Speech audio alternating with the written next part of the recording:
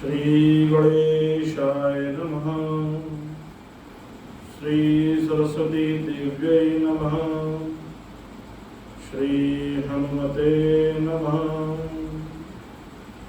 गुरुर्ब्रह्मा गुरुर्विष्णु गुरुर्देवो महेश्वरा गुरुर्साक्षात् परब्रह्म तस्मै श्री गुरुवे नमः।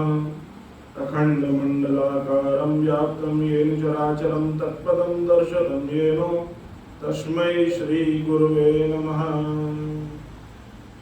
रामाय रामभद्राय रामचन्द्राय वेदसे रघुनाथाय नाथाय सीताय पतये नमः। मनोजवं मारुततुल्यवेगं जितेन्द्रियं बुद्धिमतां वरिष्ठं वातात्मजं वानरयूथमुख्यं श्रीरामदूतं शरणं प्रपद्ये।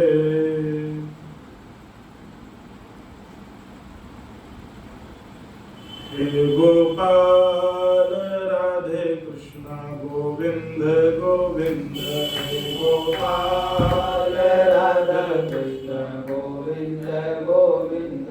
हे गोपाल राधे कृष्ण गोविंद गोविंद।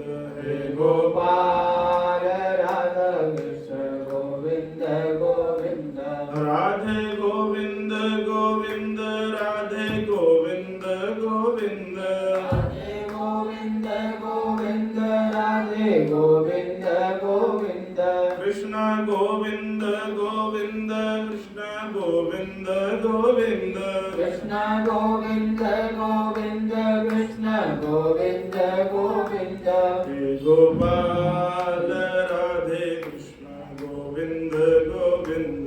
हे गोपाल राधे कृष्ण गोविंद गोविंद।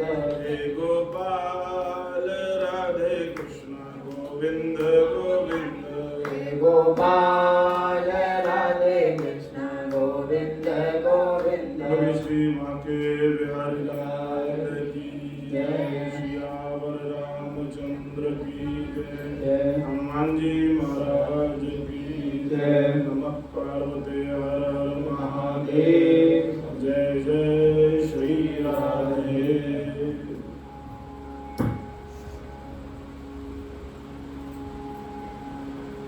परम मंगल में श्रीमद् भागवत कथा इस दिव्य पुरुषोत्तम मास में आप सभी को सुनने का यह अवसर प्राप्त हुआ है। जब अनेक जन्मों के पुण्य उदय होते हैं तब यह श्रीमद् भागवत कथा का श्रवण करने का सौभाग्य प्राप्त होता है। और आप सभी लोग बड़े प्रभागी हैं जो इस दिव्य वैष्णो माता परिसर में पुरुषोत्तम मास में श्रीमद् भागवत कथा का श्रवण कर रहे हैं। श्रीमद् भागवत कथा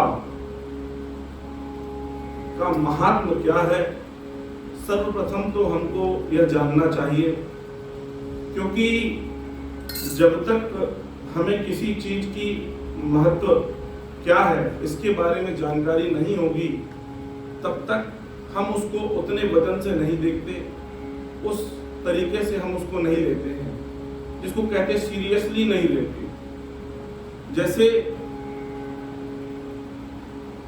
किसी डॉक्टर को अपन को दिखाना होता है तो अपन पहले पता करते हैं, आजकल तो सोशल मीडिया और गूगल और यूट्यूब वगैरह उसमें सर्च कर लेते हैं कि कौन सा डॉक्टर इस बीमारी के लिए कितना अच्छा है, किसका नाम ज़्यादा है, किसकी रेटिंग ज़्यादा है। उस हिसाब से हम उस डॉक्टर का महत्व समझते हुए उसके पास जाते हैं। तो इसी प्रकार यह श्रीमद् भागवत का महत्व क्या है। श्री वेदव्यास जी ने 18 पुराणों की रचना की, उसके बाद भी उनके मन में संतुष्टि नहीं थी। तब नारद जी के कहने पर उन्होंने उन सारे ग्रंथों का, उपनिषदों का, उन वेदों का, उन पुराणों का सार निकालकर यह श्रीमद् भागवत कथा बनाई, जो कि साक्षात कृष्ण है। यह कोई किताब नहीं है, यह कोई उपन्यास नहीं है, इसको पढ़ लिया और छोड़ दिया। यह साक्षात भगवान श्री कृष्ण का ही स्वरूप है। यह स्वरूप कैसा है? तो सर्वप्रथम सच्चिदानंद रूपाय विश्वोत्पत्त्यादि हेतवे तापत्रय विनाशाय श्री कृष्णाय वयं नमः। यह भागवत का जो श्लोक है उसमें भगवान आनंद कंद परमानंद श्री कृष्ण चंद्र के स्वरूप का जो वर्णन है वह कह रहे हैं कि सच्चिदानंद रूपाय। यदि सच्चिदानंद को हम विच्छेद करेंगे, संधि विच्छेद यदि हम करते हैं, शब्दों को अलग अलग करते हैं तो उसको संधि विच्छेद कहते हैं। तो सत, चित और आनंद, इन तीन शब्दों के माध्यम से यह सच्चिदानंद बना हुआ है। सत क्या है? सत जो कल भी सत्य था, आज भी है और परसों भी रहेगा, अर्थात जो तीनों कालों में है, भूतकाल में भी है, वर्तमान में भी है और भविष्य में भी है।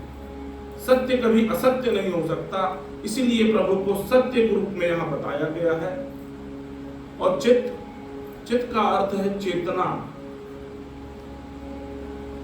जो हमारे प्राण है, जो चेतना है, जिसके द्वारा यह स्थूल शरीर हमारा चलायमान है, जो विभिन्न क्रियाकलाप कर रहा है, यह चेतना है। यह चेतना जो भी है हमारे अंदर, वह भी भगवान श्री कृष्ण का ही स्वरूप है। और अंतिम शब्द है आनंद। भगवान श्री कृष्ण आनंद के सिंधु हैं। तो भगवान श्री कृष्ण का जो स्वरूप बताया है वह सत्य है, चित्त है और आनंद है। सच्चिदानंद रूपाय विश्वोत्पत्त्यादि हेतवे। फिर कह रहे हैं विश्वोत्पत्त्यादि मतलब जो इस सृष्टि का सृजन करते हैं, अर्थात बनाते हैं, जिन्होंने यह सृष्टि की रचना की है, सृजन करता, पालन करता और संहार करता। विश्वोत्पत्त्यादि हेतवे, विश्व की जिन्होंने उत्पत्ति की है, जिन्होंने इसे बनाया है, इसका पालन कर रहे हैं और अंत में इसका ही संहार कर देते हैं। विश्वोत्पत्त्यादि हेतवे तापत्रय विनाशाय। तापत्रय, व्यक्ति के जीवन में तीन प्रकार के ताप होते हैं, दैहिक, दैविक और भौतिक। दैहिक ताप अर्थात हमारा शरीर किसी बीमारी से, किसी रोग से ग्रसित है। दैविक अर्थात किसी हमारे देवताओं का अपमान है या उनका हमारे ऊपर कुछ श्राप है, उसके कारण। और भौतिक जो सांसारिक सुखों के और दुखों के कारण हमको जो दुख प्राप्त हो रहा है, वह दैहिक, दैविक, भौतिक, इन तीनों प्रकार के तापों को नष्ट करने वाले हैं। ऐसे भगवान श्री कृष्ण को हम बारंबार प्रणाम करते हैं। बोलिए श्री कृष्ण कन्हैया लाल की जय।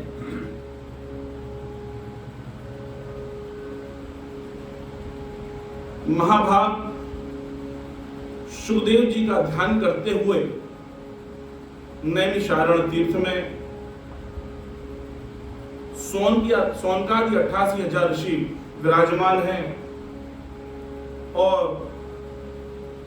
वे सूत जी से बोल रहे हैं कि हे प्रभु, आप हमें कोई मंगलमय कथा सुनाइए जिससे हमारा उद्धार हो। जो शौनकादि ऋषि हैं वे कथा सुनने में बहुत पारंगत हैं। उनका पूरा जीवन सिर्फ कथाओं को श्रवण करने में ही जा रहा है। वह सदैव सत्संग करते हैं। सत्संग से ही जीवन का लक्ष्य और ईश्वर की प्राप्ति संभव है। क्योंकि यदि आप सत्संग नहीं करेंगे तो आप कुसंग में पड़ जाएंगे। क्योंकि व्यक्ति कुछ ना कुछ तो करेगा ना, या सत्संग करेगा या कुसंग करेगा या असंग करेगा।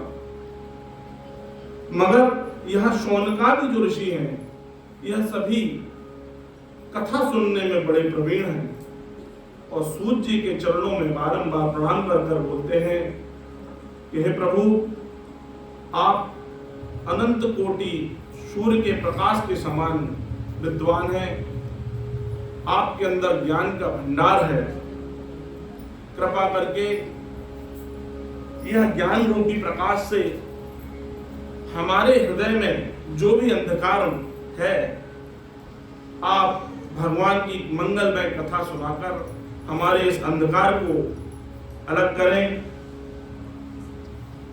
और प्राणियों का कल्याण कैसे होगा, उनको मुक्ति किस प्रकार मिलेगी, इसके बारे में हमें अवश्य रूप से कथा सुनाएं।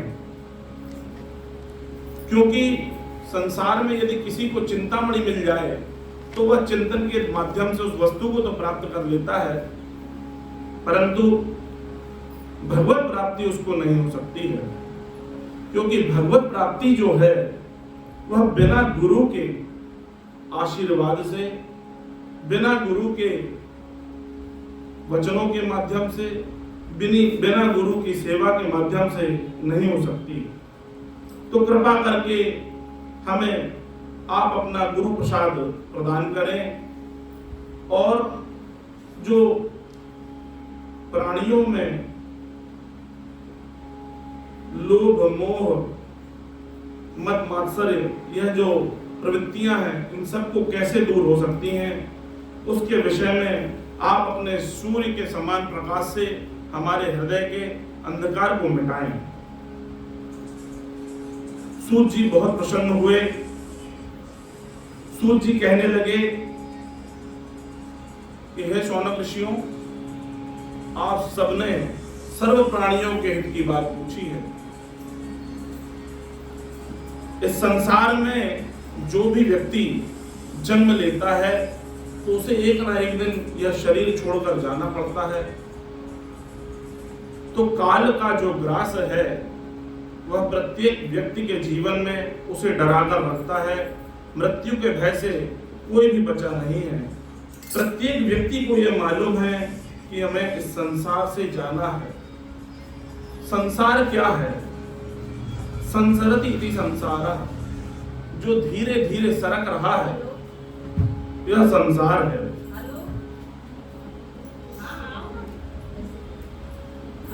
सुखदेव जी महाराज ने राजा परीक्षित को जब जानकारी लगी कि एक ऋषि के माध्यम से उनको श्राप प्राप्त हुआ है और 7वें दिन उनको तक्षक नाग डस लेगा और उनकी मृत्यु हो जाएगी, तो वह मृत्यु के कारण, भय के कारण नहीं गए। वह अपनी मुक्ति के मार्ग को खोजते हुए सुखदेव भगवान के पास पहुंचे। वहां सुखदेव भगवान ने ही उनको यह श्रीमद् भागवत रूपी कथा सुनाई और 7वें दिन वह सीधे वैकुंठ धाम को चले गए। यह भागवत कथा जो है, यह वही भागवत कथा है जो भगवान शंकर ने अम्बा पार्वती को सुनाई थी। अमरनाथ की जो यात्रा लोग करते हैं तो बोलते हैं कि वहां पर भगवान शंकर ने मां पार्वती को अमर कथा सुनाई थी। तो जो भगवान शंकर ने मां पार्वती को अमर कथा सुनाई थी, यह वही श्रीमद् भागवत अमर कथा है। वह कथा इस प्रकार है कि एक बार पार्वती अम्बा कैलाश पर अकेले बैठी हुई थी। उसी समय नारद जी आए। नारद जी बोले कि मां पार्वती, आपके चरणों में बारंबार प्रणाम है। और चर्चा करने के पश्चात उन्होंने कहा कि मां पार्वती, भगवान शंकर आपसे प्रेम ज्यादा नहीं करते। मां पार्वती कहती है, नहीं नहीं नारद, वो तो मुझे बहुत प्रेम करते हैं। बोलते आप जानती नहीं है, आपने देखा है भगवान शंकर नरमुंडों की माला पहने हुए हैं। बोले हाँ, वो तो उनका सजने का संवरने का वो सब साधन है। बोले नहीं नहीं नहीं, आपने कभी जानकारी ली कि वो मुंड किसके हैं? बोले नहीं, मैंने कभी पूछा तो नहीं। नारद जी बोले कि वह आपके ही मुंड है। मां पार्वती बहुत सोच में पड़ गई। बोले आपको नहीं बताया? मतलब भगवान शंकर भी आपसे झूठ बोलते हैं माता जी? इतना कहकर नारद जी वहां से चले गए। थोड़ी देर बाद भगवान शंकर आए। मां पार्वती का मुंह खुला हुआ था। तो जैसे स्त्रियों की मन की बात पूरी ना होना तो पतियों को देखते ही साथ मुंह भूल जाता है, वैसे भले बोली बोली समय रखती। यदि कोई उनको जानकारी कुछ चाहिए हो और वो ना मिले, जब तक पति ना रहेंगे तब तक प्रसन्नता से रहेंगे, लेकिन जैसे ही पति आएंगे मुंह फुला के बैठ जाएंगे, जिससे कि वो पूछे भाई क्या हो गया। तो ये देवताओं में भी होता है। तो भगवान शंकर आते ही साथ देखे। बोले आपका मुंह फूला हुआ है, क्या हो गया, आप इतने रुष्ट क्यों दिख रहे हैं? बोले कुछ नहीं, आप मुझसे झूठ बोलते हैं। बोले नहीं, हमने तो तुमसे कोई झूठ नहीं बोला। बोले नहीं, आपने झूठ बोला। तो बोले नारद आए थे क्या? बोले हाँ, नारद आए थे। बोले अच्छा, तो इसमें जरूर कुछ बात है, बताओ तो क्या हो गया है।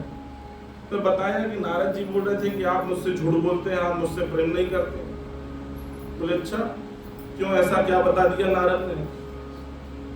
बोले आपके गले में ये जो मुंडमाल है, ये बोल रहे हैं कि ये मेरी है। बोले हाँ, ये तुम्हारे ही है।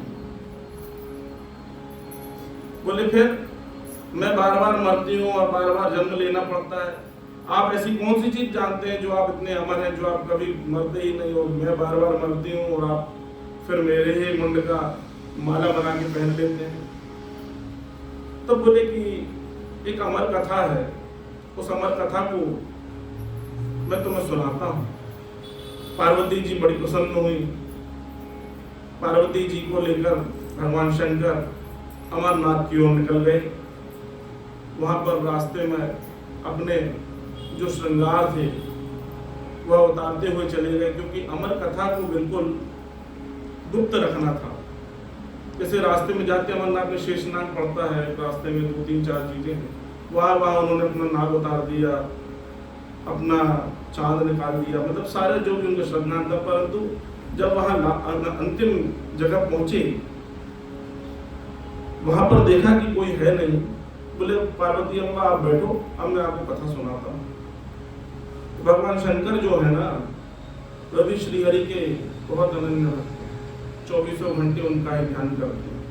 और भगवान विष्णु हरि भगवान शंकर का ध्यान, दोनों एक दूसरे का ध्यान करते हैं।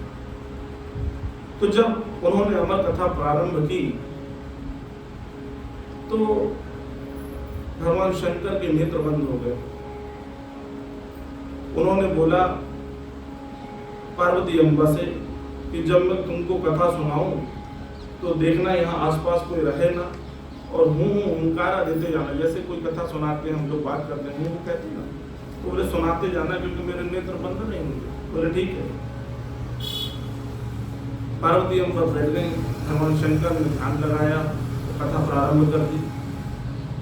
परंतु ना पार्वती अम्बा का ध्यान गया, ना भगवान शंकर का ध्यान गया। वहाँ एक विगलित अंडा बैठा हुआ, अंडा रखा हुआ। वो अंडा भगवान श्री कृष्ण ने ही वहाँ बैठा हुआ था। वह राधा रानी का बड़ा प्यारा शुभ था, तोता था। उसी तोते को उनने विगलित अंडे के रूप में वहाँ भेज दिया। जैसे ही भगवान शंकर ने अमर कथा प्रारंभ की, उस विगलित अंडे में प्राण का संचार हो गया। वह कथा जो भगवान शंकर सुना रहे थे, माता पार्वती सुन रही थी, तोता भी पीछे से वह कथा सुनता जा रहा था। परंतु दशम स्कंद के बाद पार्वती अम्बा की नींद लग गई। तो पार्वती अम्बा की नींद लग गई तो जो हुंकारा दे रही थी वो बंद हो गया। तो वो जो तोता था वो हुंकारा देने लगा। भगवान शंकर अपने ध्यान में पूरी कथा उन्होंने सुना दी। जैसे ही भगवान शंकर ने अंत में कहा,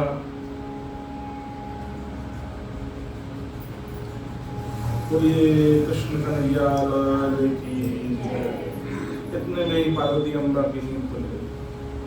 पार्वती अम्बा की नींद खुली। बोले अरे प्रभु हमें क्षमा करो। बोले क्यों, क्या हो गया? बोले मैं सो गई थी, आप कथा सुना रहे थे, मैं सो गई थी। बोले अरे तो वो हुंकारा कौन दे रहा था? तो जैसे ही नजर घुमाई देखा तो वो तोता बैठा हुआ था। जैसे ही तोते को देखा भगवान शंकर तुरंत त्रिशूल लेकर उसके पीछे दौड़ पड़े। बोले इसने अमर कथा सुन ली। पार्वती अम्मा ने उसको रोका, रे प्रभु रुकिए, आप ही उसको अमर कथा सुनाई, आप ही उसको मारने जा रहे हो। बोले तो वो अमर हो गया। फिर भी सर भगवान शंकर दौड़े। वह तोता उड़ते उड़ते वेद व्यास जी की जो पत्नी थी पिंगला, उनके गर्भस्थ हो गया। बाद में वही 12 वर्ष तक उनके गर्भ में रहे और फिर सुखदेव के रूप में उन्होंने जन्म लिया। तो इस प्रकार यह कथा सुखदेव महाराज ने राजा परीक्षित को सुनाई और वह वैकुंठ धाम को गए। उसके बाद जब भगवान शंकर ने यह अमर कथा सुना दी, तब सूत जी बोले कि यह जो कलयुग है, यहां पर कलयुग में पूरे समय जो व्यक्ति रहेगा वह मोह माया के चक्कर में फंसा रहेगा और उसकी मुक्ति नहीं हो पाएगी। इसीलिए भगवान सूत जी महाराज ने श्रीमद् भागवत कथा का शौनकादि ऋषियों को श्रवण कराया और जब सुखदेव महाराज राजा परीक्षित को कथा सुना रहे थे, जैसे ही उनका आसन लगा तो वहां पर सर्वप्रथम स्वर्गलोक से देवता चले आए। क्योंकि ये जो श्रीमद् भागवत कथा है ना, यह सारे ग्रंथों का सार है। देवता भी इस कथा को सुनने के लिए लालायित रहते हैं। तो देवता स्वर्गलोक से अमृत लेकर चले आए। सुखदेव जी महाराज के पास पहुंचे। बोले प्रभु, आप ये जो राजा परीक्षित को कथा सुना रहे हैं, यह कथा आप हमें सुना दीजिए। हम राजा परीक्षित के लिए यह अमृत कलश लाए हैं, आप यह अमृत उसे पिला दीजिए। क्योंकि ये अमृत कलश अमृत पी लेंगे तो ये अमर हो जाएंगे, परंतु ये जो कथा है आप हमें सुनाइए। सुखदेव जी महाराज बहुत जोर से ठहाका लगा के हंसने लगे। बोले भाई, आप हमसे व्यापार सौदा करने आए हो क्या? बोले ये जो हरी कथा है ना, ये तुम्हारे अमृत से भी बहुत ऊपर है। बोले जो वस्तु विनिमय आप कर रहे हो ना, तो जिनका मूल्य बराबर होता है उस पर वस्तु विनिमय होता है। सस्ती चीजों और महंगी चीजों में वस्तु विनिमय नहीं होता। भाई, आप यदि हीरा खरीदने जाओ और सोने का मूल्य दो तो क्या सुनार आपको दे देगा क्या? तो आपको सोना ही देगा ना, क्योंकि आप जो धन राशि उसको दे रहे हो उसके समान नहीं है।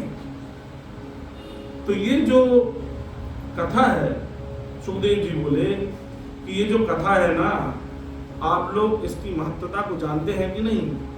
बोले प्रभु जानते हैं, इसलिए तो आए हैं कि आप ये जो कथा है, आप ये कथा हमें सुना दीजिए और हम अमृत मान लेके आए हैं। राजा परीक्षित को आप पिला दीजिए, ये अमर हो जाएंगे। सुखदेव जी महाराज ने उनको डांट कर भगा दिया। बोले कि भाई सौदा जो है वो बराबर की चीजों में होता है। उसके बाद जब राजा परीक्षित को सूत जी ने कथा सुना दी, वैकुंठ लोक से भगवान का विमान आया और राजा परीक्षित वैकुंठ लोक को उस विमान में बैठकर चले गए।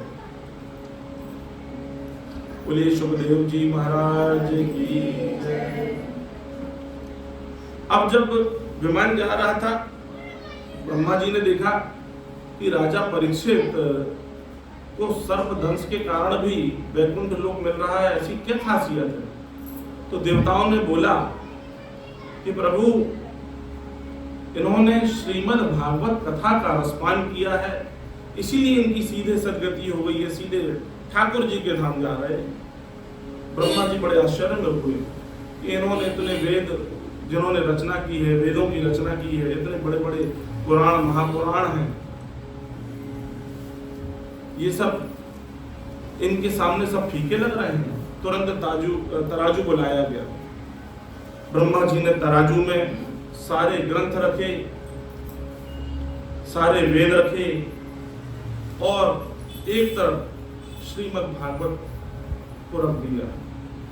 तो वह श्रीमद् भागवत का पलड़ा जो था वो बहुत भारी था, बाकी सारे ग्रंथ ऊपर उठ गए, क्योंकि यह जो श्रीमद् भागवत कथा है यह साक्षात भगवान श्री कृष्ण का स्वरूप है। बोले कृष्ण कन्हैया लाल की, श्री बांके बिहारी लाल की जय। श्रीमन नारायण नारायण नारायण, श्रीमन नारायण नारायण, भजमन नारायण नारायण,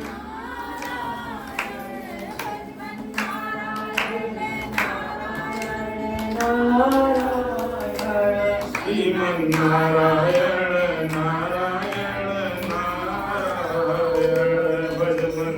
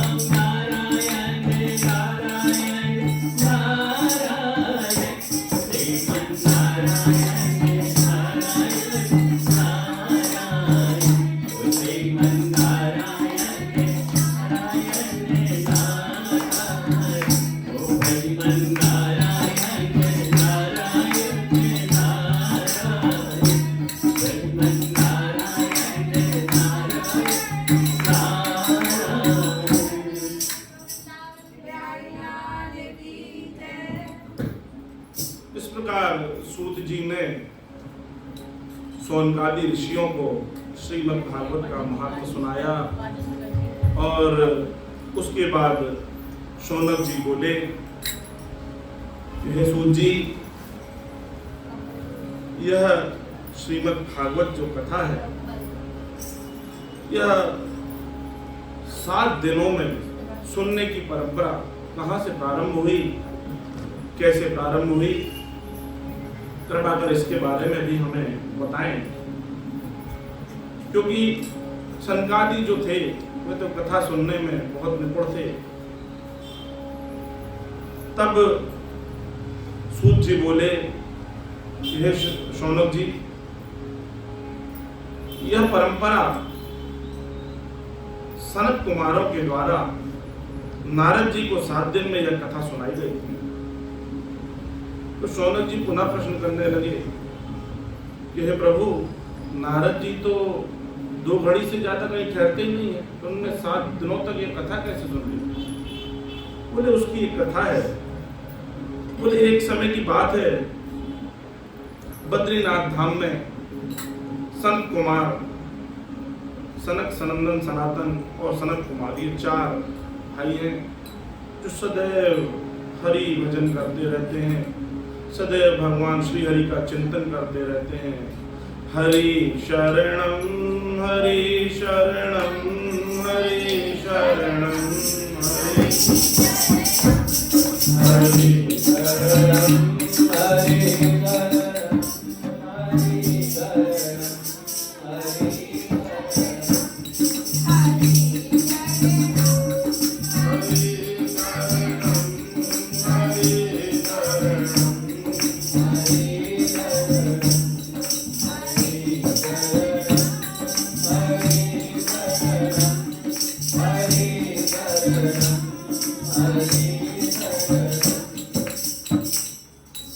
तो बद्रीनाथ के धाम में सनत कुमार विचरण कर रहे थे, भगवान का भजन करते हुए।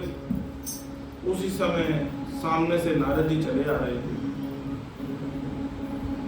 नारद जी को देखकर सनत कुमारों ने कहा, कथम ब्रह्मांडी मुखम कुतश्चांतरो भवान। हे नारद, आपका मुंह क्यों लटका हुआ है? आप इतने चिंताग्रस्त क्यों दिख रहे हो? क्या हो गया? आप तो स्वयं हरि के भक्त हो, 24 घंटे श्रीमन नारायण श्रीमन नारायण कहते हुए अपना जीवन व्यतीत कर रहे हो। तो नारद जी बड़े चिंतातुर थे।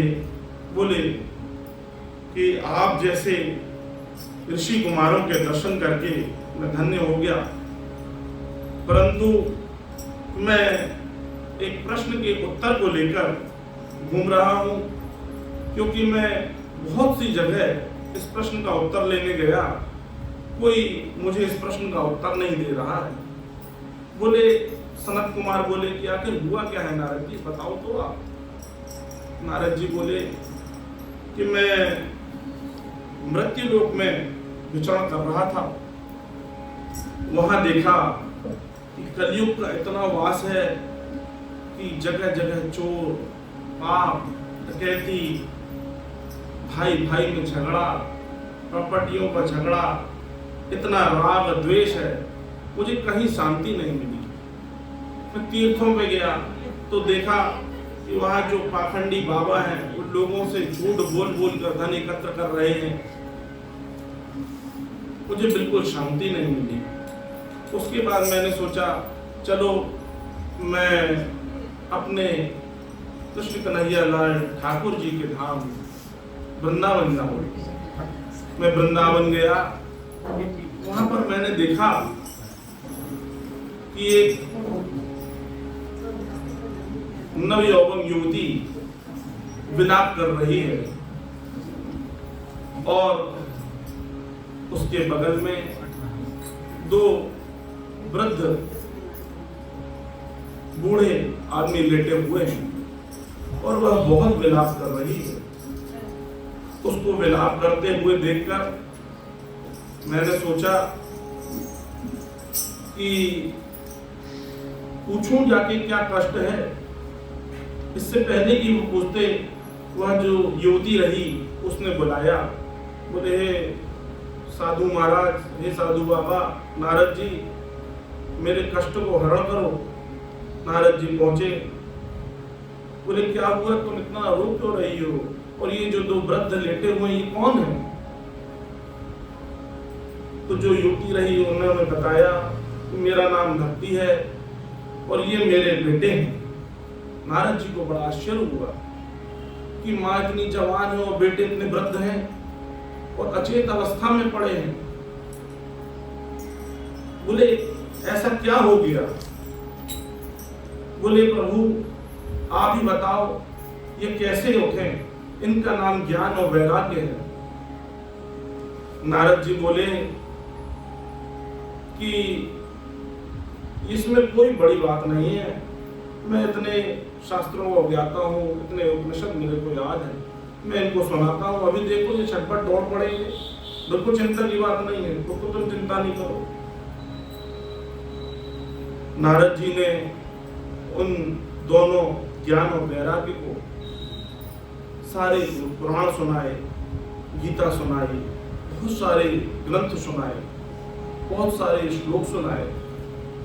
ज्ञान वैराग्य को थोड़ा होश आया, उठ के बैठे और फिर मूर्छित होकर गिर पड़े। नारद जी को बड़ा आश्चर्य हुआ, बोले मैंने इतने सारे ग्रंथ सुना दिए, इतने सारे श्लोक पुराण सुना दिए, परंतु इन्हें कोई असर नहीं हुआ। बहुत विचार करने लगे कि ये कैसे ठीक होंगे।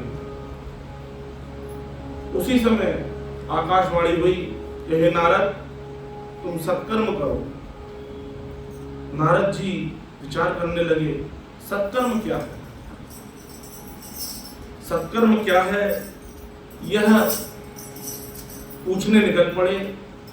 वृंदावन में, हरिद्वार में, जगह जगह बड़े बड़े साधु सिद्ध संत बैठे रहे, जो तपस्या में लीन रहे, उनके पास जाएं, बोले कि हे प्रभु ये बताएं ये सत्कर्म क्या है? तो जो साधु संत थे तो नारद जी को देखकर कोई तो मौन धारण कर ले, बोले ये तो यार इतने ब्रह्मज्ञानी है, हमसे क्या पूछने आ रहे हैं, हम क्या बताएंगे नारद जी को, तो ये तो खुद ही भगवान श्री हरि विष्णु के इतने बड़े भक्त हैं, जब इनको नहीं पता तो हमको क्या पता होगा, तो मौन धारण कर ले। दूसरे लोगों के पास जाएं तो टाल मटोल जवाब देकर चले जाएं। बोले अब मैं क्या करूं? या विचार करते करते वह बद्रीनाथ धाम पहुंचे। बोले वहां कोई न कोई सिद्ध संत मिल जाएंगे, शायद वो बता दें। तो यह बात नारद जी ने उन सनत कुमारों से कही। सनत कुमार ने जब यह सुना, नारद जी बोले कि हे ऋषिवर आप ही बताओ ये सत्कर्म क्या है? क्योंकि आकाशवाणी ने कहा था कि जब तुम सत्कर्म करोगे तो ये अपने आप जवान हो जाएंगे, ये जो ज्ञान वैराग्य है ना ये उठ के खड़े हो जाएंगे। बोले मुझे उनका दुख देखा नहीं गया, तो बस इसी प्रश्न का उत्तर ढूंढते ढूंढते यहाँ आ गया। उन्होंने बोला, सनत कुमार बोले यार ये तो बहुत छोटी सी बात है। बोले हम आपको बता देते हैं, आप उनको श्रीमद् भागवत कथा सुना दो तो तत्काल खड़े हो जाएंगे। बोले श्रीमद् भागवत कथा? बोले हाँ हाँ हाँ श्रीमद् भागवत कथा। तो बोले हाँ यही कथा तो हमारे ब्रह्मा जी ने, हमारे पिता ने हमको 4 श्लोकों में दी थी। बोले वो जो 4 श्लोकों में दी थी ना वह श्रीमद् भागवत के रूप में, पुराण के रूप में है, आप उसको वह कथा सुनाए 7 दिन की, अवश्य रूप से खड़े हो जाएंगे। बोले प्रभु अगर ऐसी बात है तो आप हमको आप ही सुना दीजिए। तो सनत कुमारों ने उसके बाद नारद जी को कथा सुनाने के लिए कहा। अब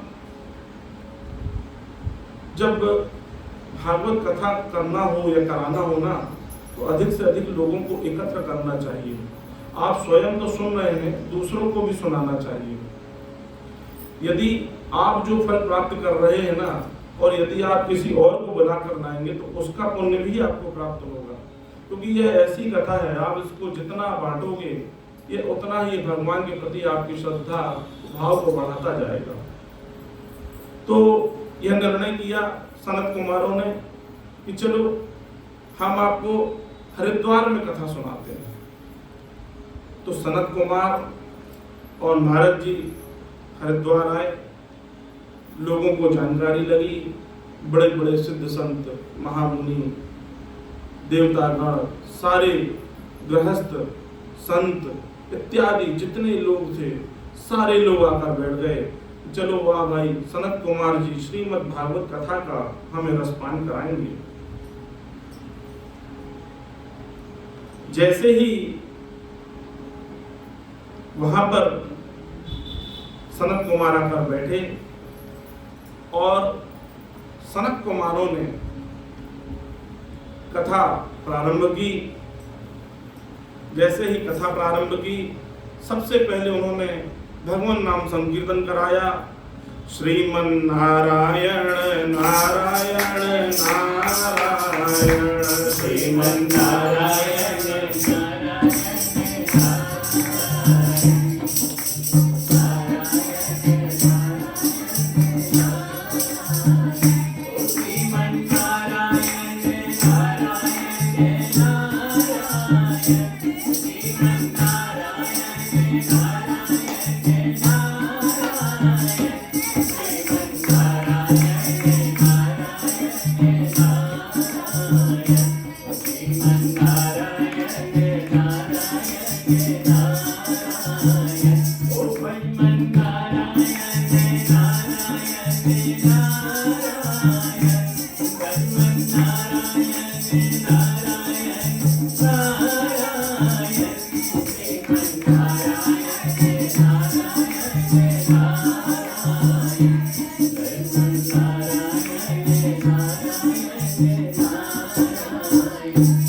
जैसे ही सनकादि ऋषियों ने कथा प्रारंभ की, वैसे ही भक्ति महारानी के साथ ज्ञान और वैराग्य जवान होकर वहां संकीर्तन करने लगे, नाचने लगे, गाने लगे, देवता पुष्प बरसाने लगे, बाजे बजाने लगे। बोले वृंदावन बिहारी लाल की जय। उन गृहस्थ संतों ने और जो भी साधु संत वहां बैठे थे बोले ये महारानी कहाँ से प्रकट हो गई। तब नारद जी बोले कि इन्हीं के दो पुत्र ज्ञान और वैराग्य जो वृद्ध हो गए थे उनके लिए ही यह कथा का आयोजन किया है और यहाँ कथा प्रारंभ हुई है और ये दोनों जवान होकर यहाँ कीर्तन करने लगे। तब भक्ति महारानी ने वहाँ प्रश्न किया कि हे प्रभु, मैं कहाँ बैठूं, मेरे लिए भी कोई स्थान दीजिए। तब सनकादि ने कहा कि जो भी भक्तगण यहाँ बैठे हैं आप उनके हृदय में वास करिए। आप जिनके हृदय में रहेंगे वहां पर वृंदावन बिहारी लाल भी निवास करेंगे। बोलिए वृंदावन बिहारी लाल। तो भक्ति महारानी प्रत्येक व्यक्ति के हृदय में जाकर विराजमान हो गई और यह कथा संपन्न हुई। उसके बाद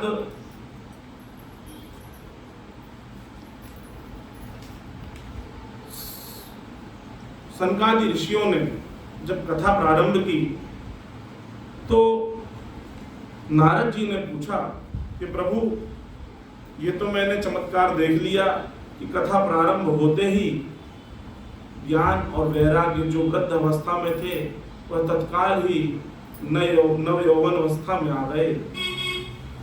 तो क्या इस श्रीमद् भागवत से ऐसे लोग भी तर जाते हैं जिन्होंने बहुत पाप किए हों? सनकादि बोले, नारद जी, जो बड़े से बड़ा पापी भी हो, उसने पूरे जीवन भर भी पाप किया हो, उसके बाद भी वह यदि श्रीमद् भागवत कथा का रसपान कर लेगा तो वह तर जाएगा। और साथ ही साथ जीते जी सुने, मरने के बाद भी यदि इस कथा को कोई सुनता है तो वह भी सीधे वैकुंठ धाम को चला जाता है। नारद जी बोले, यह तो बड़ा आश्चर्य का विषय है, तो प्रभु ऐसा कोई वृत्तांत सुनाए। तब सनकादि बोले कि एक समय की बात है, तुंगभद्रा नदी के तट पर एक आत्मदेव शर्मा नाम के ब्राह्मण रहते थे। आत्मदेव शर्मा नाम के जो ब्राह्मण थे बहुत ही सात्विक थे, बहुत ही सरल, अपना जीवन यापन बड़ी प्रसन्नता से कर रहे थे। उनकी पत्नी का नाम था धुंधली। उनकी पत्नी का नाम धुंधली। तो जो धुंधली थी वह बहुत ही क्रूर थी। दिन रात लड़ाई झगड़ा करना, जब तक पड़ोसन से लड़ न ले तब तक खाना न पचा, ऐसी क्रूर महिला थी। और हर चीज में कटाक्ष करने वाली। कभी उसने भजन नहीं किया, कभी उसने सत्संग नहीं किया, परंतु जो आत्मदेव शर्मा थे वह बहुत ही धार्मिक और बहुत ही भगवान को मानने वाले थे। परंतु उनके यहाँ एक ही चीज की कमी थी, उनके कोई संतान नहीं थी। इस बात को लेकर आत्मदेव शर्मा बहुत दुखित रहते थे। एक दिन इतने ज्यादा विचार उन्होंने कर लिया कि उन्होंने कहा कि यह जीवन मेरा व्यर्थ है, मैं अपने जीवन का त्याग कर दूंगा, और जंगल में चले गए। जंगल में जाकर एक वृक्ष के नीचे बहुत रोने लगे, बहुत रोए, बहुत रोए, और भगवान को भी बोलने लगे कि हे भगवान, मुझे ऐसा कैसा आपने बना दिया कि मेरे घर में कोई संतान नहीं है, न मुझे कोई पुत्र है न पुत्री है। जब मैं मर जाऊंगा तो मेरा तर्पण श्राद्ध मेरे वंश को आगे बढ़ाने वाला कौन रहेगा। ऐसा कहकर बहुत जोर जोर से रोने लगे। उसी समय एक वहां से सिद्ध संत निकले। तो संतों का हृदय बड़ा कोमल होता है। जैसे ही उन्होंने देखा कि यह ब्राह्मण बहुत रो रहा है, उसके पास पहुंच गए। बोले, हे ब्राह्मण, आप क्यों रो रहे हैं? ब्राह्मण ने कहा कि मैं क्या बताऊं प्रभु, मेरे कोई संतान नहीं है, और मेरे जब संतान नहीं होगी तो मेरा वंश कैसे आगे बढ़ेगा। मेरे पितरों को मुझे तर्पण कौन करेगा, पानी कौन देगा, हम सब प्रेत योनि में भटकते रहेंगे। इसीलिए मुझे पुत्र की बहुत कामना है। साधु बोला कि यार, तुम तो इतने अच्छे ब्राह्मण हो, इतने वेद पाठी ब्राह्मण हो, तुम ये मोह माया के चक्कर में बिल्कुल मत पड़ो, तुम बिल्कुल परेशान नहीं हो। बोले, अरे आप क्या जानो, आप तो साधु संत महात्मा हो, आप लोगों को तो पता ही नहीं कि जब घर में छोटे छोटे बच्चे प्रेम से आके दुलार करते हैं, पापा पापा कहते हैं, कितना मन प्रसन्न होता है। तो साधु ने उनको फिर समझाया कि ऐसी बात है तो आप ठाकुर जी को अपना पुत्र मान लो, उन्हीं को अपना पुत्र मानकर पुत्र के समान उनकी सेवा करो, वह तुम्हारी रक्षा भी करेंगे और तुम्हारा जीवन भी कट जाएगा, और अंत समय में तुम भी वैकुंठ धाम को चले जाओगे। आत्मदेव शर्मा और जोर जोर से रोने लगे कि मुझे पुत्र की कामना है, आप मुझे वेदांत और ज्ञान दे रहे हो, मैं नहीं चाहता। मैंने सुना है जो सिद्ध संत होते हैं उनसे यदि कुछ भी मांगो तो अवश्य रूप से पूर्ण कर देते हैं। और उन्होंने जिद पकड़ ली। जब जिद पकड़ ली तो साधु बोला कि अरे भैया, हम कहाँ फंस गए। ब्राह्मण आत्मदेव शर्मा ने कहा कि आप मुझे वरदान दीजिए, आप ही मुझे ऐसा कोई उपाय बताएं जिससे पुत्र हो, अन्यथा आपके चरणों में ही अपना सिर पटक पटक कर अपने प्राण त्याग दूंगा। साधु घबरा गए। बोले, हम तो इसे समझाने आए थे और ये ब्रह्म हत्या का पाप मुझे लग जाएगा। बड़े परेशान हो गए। बड़े सिद्ध संत थे। उन्होंने नेत्र बंद करके आत्मदेव शर्मा का भाग्य पढ़ा। देखते ही बोले, अरे ब्राह्मण, तुम्हारे भाग्य में इस जन्म में तो क्या, अगले 7 जन्मों तक भी संतान नहीं है। उनका रोना 7 गुना बढ़ गया और जोर जोर से रोने लगे। बोले अरे प्रभु, हम तो अभी इस जन्म के लिए रो रहे हैं, आपने तो हमें 7 जन्मों की कथा कह दी, आपने तो मुझे और दुखी कर दिया। अब तो मैं निश्चित रूप से आपके चरणों में प्राण त्याग दूंगा। अब जो साधु थे और चिंतित हो गए। बोले मैंने इसको बहुत समझा दिया, ये मान नहीं रहा, इसके भाग्य में भी पुत्र नहीं है, तो चलो एक काम करो, भगवान का नाम लेके इसको कुछ दे देते हैं। उन्होंने एक फल निकाला और आत्मदेव शर्मा को दे दिया और कहा इदम बक्षे पत्न्या ततत्वं तथा पुत्रो भविष्यति। यह जो फल है जाकर अपनी पत्नी को खिला देना, निश्चित रूप से भगवान श्री हरि की कृपा से तुम्हें पुत्र रत्न की प्राप्ति हो जाएगी।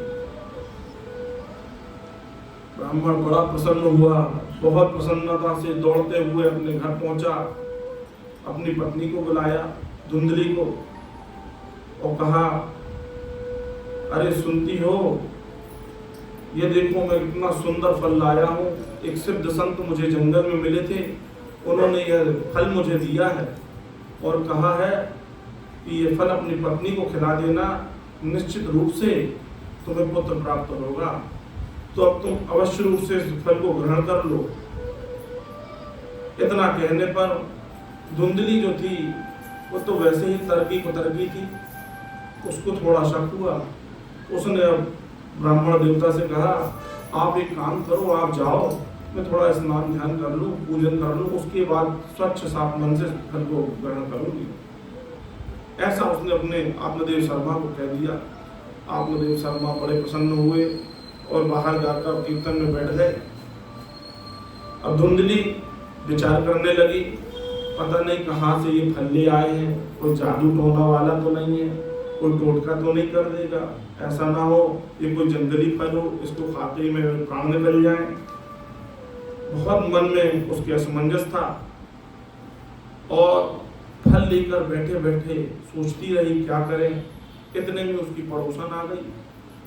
पड़ोसन से बोली कि बहन ये देखो मेरे पतिदेव कहीं से पता नहीं फल ले आए हैं और कह रहे इसको खा लो, इससे पुत्र हो जाएगा। तो उसकी पड़ोसन बोली भाई अभी तक तो तुम्हें कुछ हुआ नहीं है, अगर मान लो ब्राह्मण देवता लेके आए हैं, कह रहे हैं किसी सिद्ध संत ने दिया है, तो शायद भगवान की कृपा हो जाए, इसे खा लो।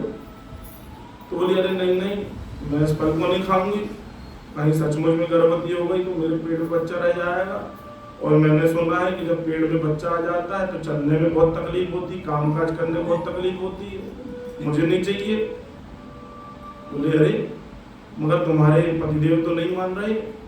बोले अरे बहन 1-2 दिन की बात हो तो मैं खा भी लूँ, 10 महीने 9 महीने कौन ये झेलेगा। बोले वो मैंने तो ये भी सुना है कि उसमें चलते नहीं बनता है, जब कर लेते हैं घर के काम भी नहीं होते। तो बोले अरे कोई बात नहीं, अपनी ननद को बुला लेना, ननद आके काम करेगी, थोड़ा बहुत उसको 2-4 महीने रखने के बाद कुछ देर अब आके उसको विदा कर देना।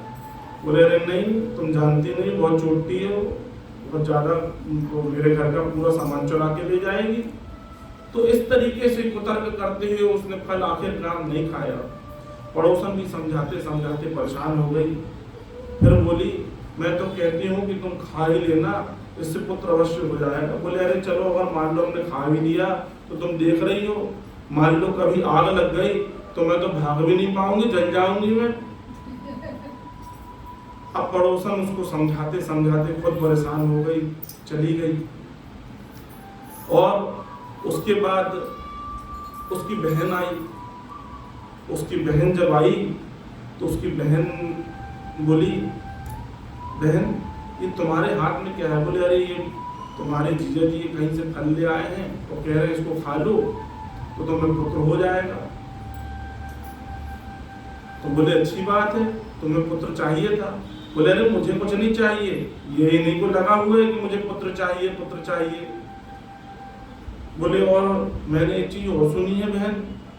बोले उस सुखदेव महाराज जो थे वो तो 12 वर्ष तक अपनी माँ के गर्भ में रहे। बोले अगर ये 12 वर्ष तक मेरे घर में ठहर गया मैं तो मर ही जाऊंगी। बोले मेरे को नहीं खाना ये फल। बोले अब बहन क्या करें। उसकी बहन भी बड़ी चतुर थी, क्योंकि एक ही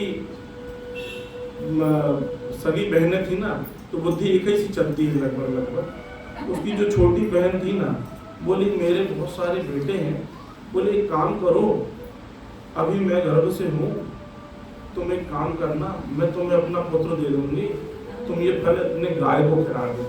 क्योंकि आत्मदेव शर्मा क्या है, एक गाय भी थी, उसके भी कोई, वो भी बांझ थी, उसके भी कोई बछड़ा वगैरह नहीं हुआ था। तो बोली हाँ ये ठीक है, मैं एक काम करूंगी कि ये फल खिला दूंगी गाय को, और तू अपना बच्चा मुझे दे देना, तो तेरे जीजा जी भी खुश हो जाएंगे। ये उन लोगों ने निर्णय कर लिया। अब धुंधली ने वह फल जो था अपने गाय को खिला दिया। समय बीतता गया, आत्मदेव शर्मा बड़े प्रसन्न रहे। थोड़े समय के बाद जब उसकी बहन को लड़का हुआ, तो चुपचाप रात्रि के अंधेरे में वह अपना पुत्र उसको दे गई। जब पुत्र दे गई, दूसरे दिन अपने पति को बताया कि मुझे पुत्र हुआ है। आत्मदेव शर्मा का खुशी का ठिकाना ना रहा। आत्मदेव शर्मा ने पूरे गांव में बधाइयां भिजवाई, बहुत मीठा बंटवाया, प्रसाद बंटवाया, भगवान का खूब संकीर्तन किया, भगवान का बहुत संकीर्तन किया। अब हमारे श्रीवास्तव जी भजन सुनाएंगे, आप लोग भी इस भजन का आनंद लें। जय राधा रमण हरि बोल, जय जय राधा रमण हरि बोल, जय जय राधा रमण हरि बोल, जय जय राधा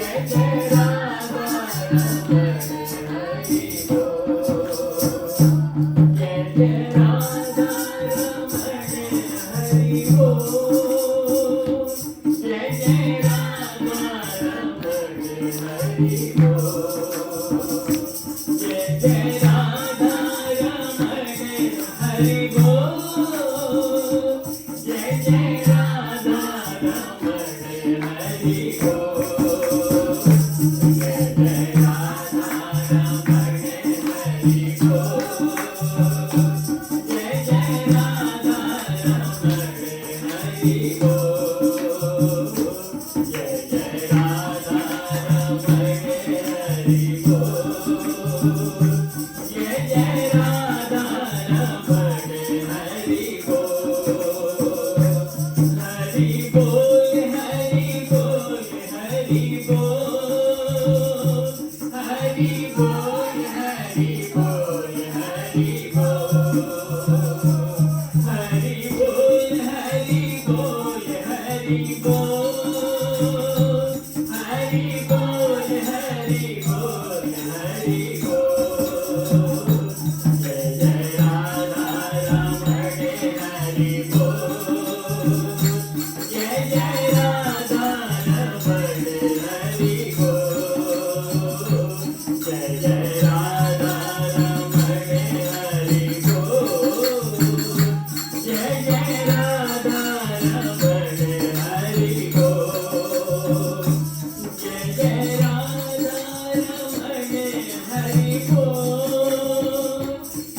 हरि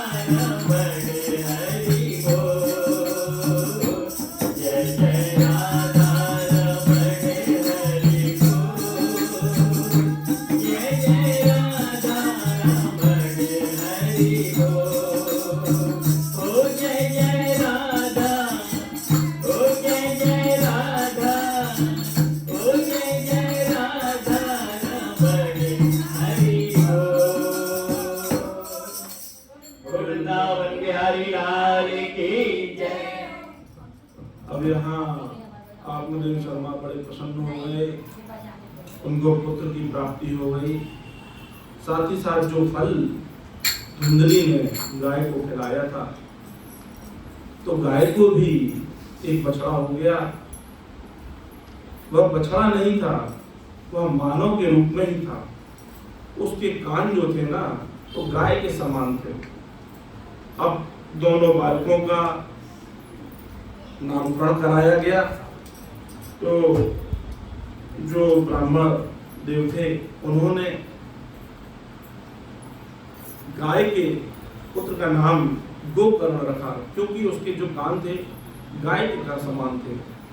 और दूसरे पुत्र का जैसे ही नाम रखने वाले थे तुरंत धुंधली आ गई। धुंधली कहने लगी, अब दोनों बेटों के नाम आप ही रखोगे क्या? मेरा भी तो बेटा है, मैं रखूंगी इसका नाम। तो बोले अच्छा ठीक है, तुम ही रख लो इसका नाम।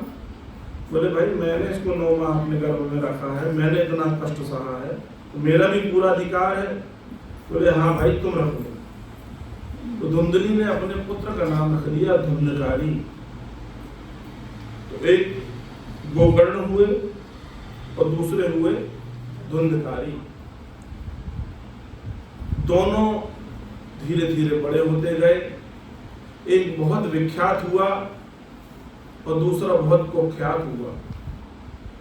विख्यात जो था वो गोकर्ण हुआ। गोकर्ण पंडितो ज्ञानी धुंधकारी महाखलः। जो गोकर्ण था वो बहुत विद्वान था, सदाचारी था, सदैव भगवत भक्ति में लगा रहता था। उसने वेदाध्ययन भी किया हुआ था, संस्कृत का बहुत ही अच्छा ज्ञान था, गुरुजनों की उस पर विशेष कृपा थी और सदैव भगवत चिंतन हरि चिंतन में लगा रहता था।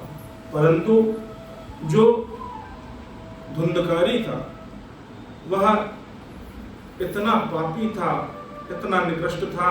वह गांव में चोरी करता, लोगों को मारता, छोटे बच्चों को कुएं में लटका देता। दिन रात पूरे गांव वाले उससे परेशान रहते थे। थोड़े समय के बाद वह इतना आताताई हो गया कि उसने घर का सामान बेचना शुरू कर दिया। घर का सामान बेचते घर में कुछ नहीं बचा।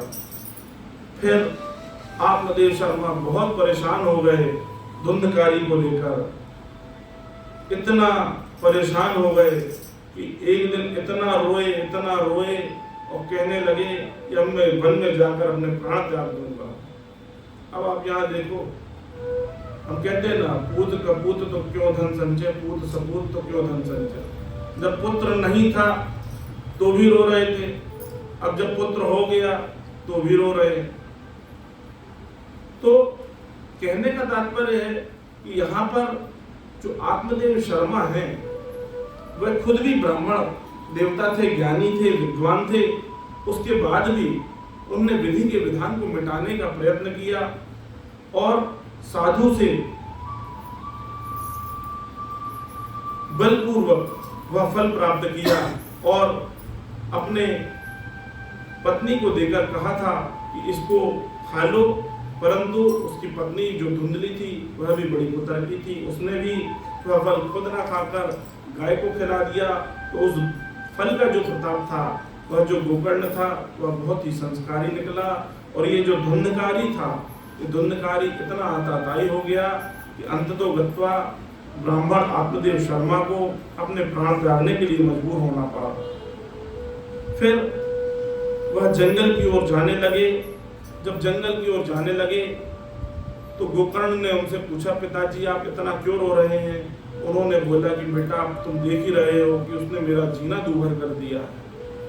फिर गोकर्ण जी ने उन्हें ज्ञान दिया कि यह सब मोह माया है पिताजी, आप बिल्कुल इस मोह माया के कर्म से बाहर निकल जाएं, क्योंकि आप जितना संसार में फंसे रहोगे आपको यह मोह माया ग्रसित करेगी और आप जिंदगी भर रोते रहोगे। आप भगवान की शरण में चले जाओ, आप भगवान श्री हरि का भजन करो, उसी में आपकी मुक्ति है। ऐसा गोकर्ण ने उनको उपदेश दिया। यह सब सुनते हुए आत्मदेव शर्मा को थोड़ी संतुष्टि हुई। यदि हम ऐसे समझें, जो आत्मदेव शर्मा थे उनकी आसक्ति बहुत हो गई थी अपने पुत्र के प्रति। इसीलिए जब जहाँ आसक्ति बहुत होती है वहाँ पे रोना, दुख, कष्ट अवश्य रूप से आता है। जहाँ पर भी आपकी आसक्ति होगी आप अवश्य देखिएगा कि वहाँ पर आपको दुख अवश्य रूप से प्राप्त होगा, कष्ट अवश्य रूप से प्राप्त होगा। क्योंकि जब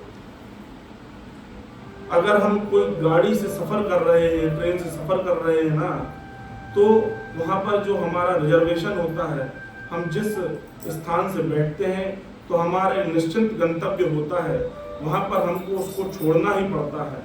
और रास्ते में जो हमारे साथ में यात्री रहते हैं उनसे हम राम राम दुआ सलाम करने लगते हैं, परंतु हमें उनसे इतना प्रेम नहीं होना चाहिए कि हम उनको छोड़ ही ना पाएं, क्योंकि जब हमारा स्टेशन आ जाएगा तो हमको अपना बोरिया बिस्तर बांध कर उतरना ही पड़ेगा। और यदि आप नहीं उतरेंगे तो जो काला कोट वाला टीटी होता है ना, वो यमदूत ही होता है, वो आपको धक्का मार के निकाल देगा। इसीलिए आप यह जो मोह माया है इसको त्यागो और आप जंगल की ओर जाओ, वहाँ पर भगवान का भजन करो और भक्त बनो। भक्त वही होता है जो संसार से विभक्त हो जाए, वह भक्त होता है।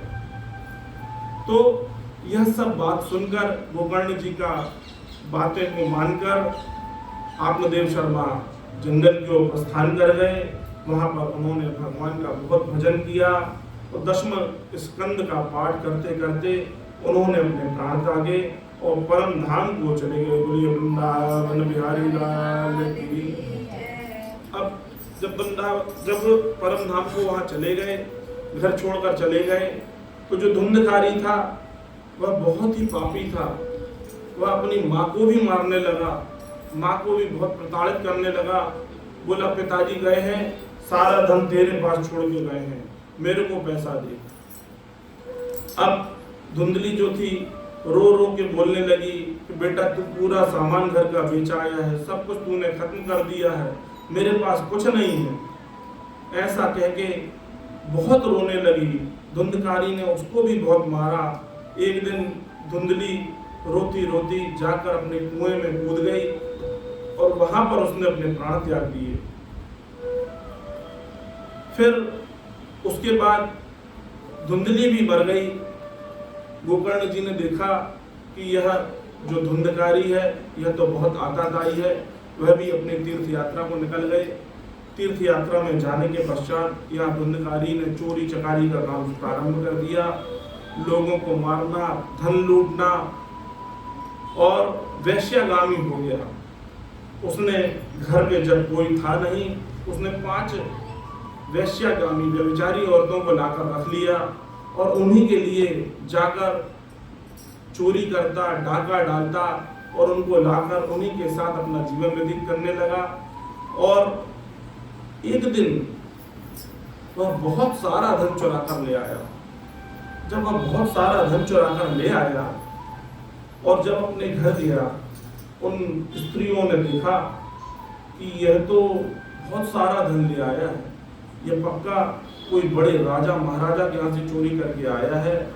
अगर उनके सैनिक हमें ढूंढेंगे तो इस पापी के साथ हमको भी जेल की यातना सहनी पड़ेगी। उन्होंने क्या किया कि जब धुंधकारी रात में शराब पीकर सो गया, उसके हाथ पैर बांध दिए और उसके गले में फांसी लगा दी।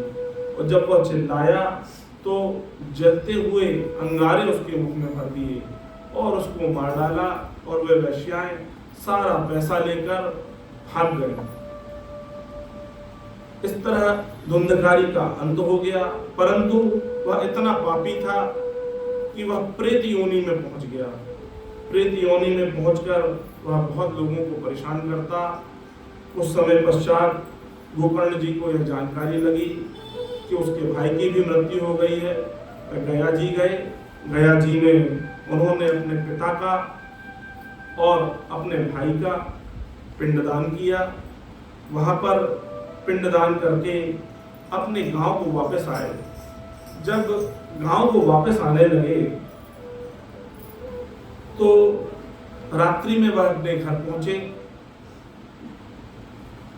अपने घर में जाकर विश्राम करने लगे। उसी समय उन्हें हवा का झोंका लगा और एक आभास हुआ कि कोई भेड़ का बच्चा खड़ा हुआ है। फिर उन्होंने ध्यान भगवान का किया। थोड़ी देर बाद फिर से कोई भैंसा बन के आ गया, कोई हाथी बनकर आ गया, उनको बार बार सता रहा था। गोकर्ण जी उठे, हाथ में जल लेकर उन्होंने गायत्री मंत्र मारकर जैसे ही जल फेंका तो धुंधकारी प्रेत रूप में आकर बोल गया कि अहम भ्राता तदयोस्मि धुंधकारी नामतः। हे भाई, मैं तुम्हारा ही भाई हूँ, धुंधकारी। मैंने अपने जीवन में बहुत पाप किए, अपने माता पिता को बहुत कष्ट दिया और मैं मरने के बाद अब प्रेत योनि में पहुंच गया हूँ, मुझे इससे मुक्ति दिलाओ। गोकर्ण जी बोले कि अरे भाई, मैं तो गया में तुम्हारा श्राद्ध करके आया हूँ, पिंडदान कर दिया हूँ, उसके बाद भी तुम प्रेत योनि में हो। तो धुंधकारी बोला कि भाई, मैंने इतने पाप किए हैं, तुम एक बार नहीं, 2 बार नहीं, 100 बार भी यदि पिंड दान कर आओगे तो भी मैं इस प्रेत योनि से मुक्त नहीं हो सकता। फिर गोकर्ण जी बोले कि ठीक है, मैं विचार करता हूँ। सुबह प्रातःकाल उन्होंने गांव वाले को बुलाया, विद्वान ब्राह्मणों को बुलाया, उनसे परामर्श लिया कि रात में धुंधकारी प्रेत के रूप में मेरे पास आया और बोला मेरी मुक्ति नहीं हुई है और मुझे मुक्ति दिलवाओ। तब किसी के पास भी कोई विचार नहीं था। तब गोकर्ण जी ने सूर्य नारायण का ध्यान किया और हाथ जोड़कर प्रार्थना की कि प्रभु, कोई उपाय बताओ जिससे मेरे भाई की मुक्ति हो। तो आकाशवाणी हुई, श्रीमद् भागवतान मुक्ति सप्ताहम वाचनम गुरु। श्रीमद् भागवत कथा का सप्ताह वाचन करो, उससे तुम्हारे भाई की मुक्ति होगी। जैसे ही गोकर्ण जी ने यह सुना, उन्होंने सुंदर भागवत कथा की व्यवस्था की, आसन लगाया, गांव वालों को बुलाया, जितने लोग आसपास के थे उनको सबको बुलाया और एक बांस वहां पर रखा। उस बांस में धुंधकारी आकर बैठ गया। वह बांस 7 गांठ वाला था, क्योंकि 7 दिन की यह कथा होती है, इसीलिए 7 गांठ का बांस रखा जाता है। उसी बांस में धुंधकारी आकर बैठ गया और गोकर्ण जी ने भागवत कथा प्रारंभ की। जैसे ही पहले दिन की कथा पूर्ण हुई, पहली ग्रंथि फट गई। दूसरे दिन की कथा खत्म हुई, दूसरी ग्रंथि फट गई। इस तरह 7 दिन में 7 ग्रंथि फट गई और जैसे ही 7वां दिन में श्रीमद् भागवत कथा की पूर्णाहुति हुई, धुंधकारी नए दिव्य रूप में आकर गोकर्ण के सामने हाथ जोड़कर खड़ा हो गया और प्रणाम किया। बोला, धन्य भागवती वार्ता प्रेत पीड़ा विनाशिनी। धन्य है यह भागवत की कथा जो प्रेत पीड़ा से भी मुक्ति दिला देती है। बोलिए वृंदावन बिहारी लाल की जय। तब यह कथा सुनकर धुंधकारी की मुक्ति हुई। वैकुंठ लोक से भगवान श्री हरि के पार्षद विमान लेकर आए और उसमें वो धुंधकारी को बिठाल कर ले गए। तब गोकर्ण जी ने प्रश्न किया कि हे पार्षदों, कथा तो इतने सारे श्रोता बंधुओं ने सुनी है, तो इन सबके लिए विमान क्यों नहीं आया? तब पार्षदों ने कहा कि धुंधकारी ने पूरे अंतःस्मरण से स्मरण करते हुए, भगवान श्री हरि का भजन करते हुए यह कथा 7 दिन सुनी है। क्योंकि कथा को सुनना और उसको मानना बहुत आवश्यक होता है। कथा में 3 प्रकार के श्रोता होते हैं, एक श्रोता, एक सोता और एक श्रोता। श्रोता वो होता है जो हर बात को कटाक्ष करे, कुतर्क करे, बात बात में काटे, उसको श्रोता कहते हैं। वो उस टाइप के श्रोता होते हैं। एक श्रोता होता है, वो सुनते रहते हैं और सो जाते हैं। जैसे ही आवाज आती, बोलिए वृंदावन बिहारी लाल की जय, तो जय बोल के फिर सो जाते हैं। परंतु एक श्रोता होता है जो बिल्कुल मनसा वाचा कर्मणा ध्यान लगाकर भगवान का ध्यान करता है, भगवान के भजनों को सुनता है, भगवान की कथा का पान करता है, उस तरह से धुंधकारी ने यह कथा सुनी है, इसीलिए इनके लिए विमान आया है। तब गोकर्ण जी ने पुनः संकल्प लिया, उन्होंने दोबारा श्रावण मास में ही, आप लोग भी देखें श्रावण मास में ही भागवत सुन रहे हैं, तब गोकर्ण जी ने पुनः श्रावण मास में भी कथा रखी और सभी श्रोता बंधुओं ने बड़े निर्मल हृदय के साथ इस कथा का श्रवण किया और उस समय बहुत सारे विमान आए और सारे श्रोताओं को लेकर चले गए। ठाकुर जी स्वयं प्रकट होकर गोकर्ण जी को हृदय से लगा लिए, बोले वृंदावन बिहारी लाल की जय। इस तरह सनत कुमारों से कथा सुनकर नारद जी बहुत गदगद हो गए। उन्होंने एक प्रश्न और किया कि भगवान कथा मृत पान करने के इसके नियम क्या है, विधि क्या है। तब उन्होंने उत्तर दिया कि यदि आप सकाम भागवत सुनना चाहते हैं, अर्थात कि आपके मन में कोई संकल्प है, कोई आपका कार्य पूर्ण हो जाए, ऐसी मनसा है, ऐसी जो आप लोग बोलते ना मान्यता करते हैं, मंदिरों में धागे बांधते हैं, ऐसे कुछ सकाम रूप से यदि आप भागवत चाहते हैं, उसके लिए किसी विद्वान ब्राह्मण से शुभ मुहूर्त निकलवाकर शुभ मास में यह कथा सुननी चाहिए। और यदि आप निष्काम भाव से सिर्फ भगवत प्रीति के लिए, भगवान की भक्ति प्राप्त करने के लिए सुनना चाहते हैं, इसके लिए कोई मुहूर्त की आवश्यकता नहीं है। आप इसमें किसी भी दिन से यह कथा सुन सकते हैं और इसके साथ इसकी विधि और नियम क्या है, तो इसमें ब्राह्मण देवता को जो विद्वान हो, जिन्होंने भागवत पाठ किया हो और पौरोहित्य कर्म जानते हो, जो सत्कर्मी हो, जो भक्ष भोजन न करते हो, ऐसे विद्वान ब्राह्मण को शुभदेव के रूप में बिठालकर उनसे यह श्रीमद् भागवत की कथा का वाचन कराना चाहिए, श्रवण करना चाहिए और ओम नमो भगवते वासुदेवाय इस 12 अक्षर मंत्र का जप करते रहना चाहिए। और इस तरीके से यह कथा का आयोजन करना चाहिए। जैसे आप शादी विवाह में जिंदगी भर जो धन जोड़ते हैं, उस हिसाब से ही आप उसका आयोजन करते हैं, ऐसे ही आपके पास जैसी आपकी श्रद्धा हो, जैसी आपकी आर्थिक स्थिति हो, उसके अनुसार भी आप यह श्रीमद् भागवत कथा का वाचन श्रवण करा सकते हैं और लोगों को कृतार्थ कर सकते हैं और स्वयं कृतार्थ हो सकते हैं। इस तरह से संकादि ऋषियों ने यह नारद जी को श्रीमद् भागवत का महत्व सुनाया और उस समय सारे साधु संत देवता वीणा, डमरू, मृदंग इत्यादि लेकर भगवान का संकीर्तन करने लगे। बोले श्री कृष्ण गोविंद हरे मुरारे हे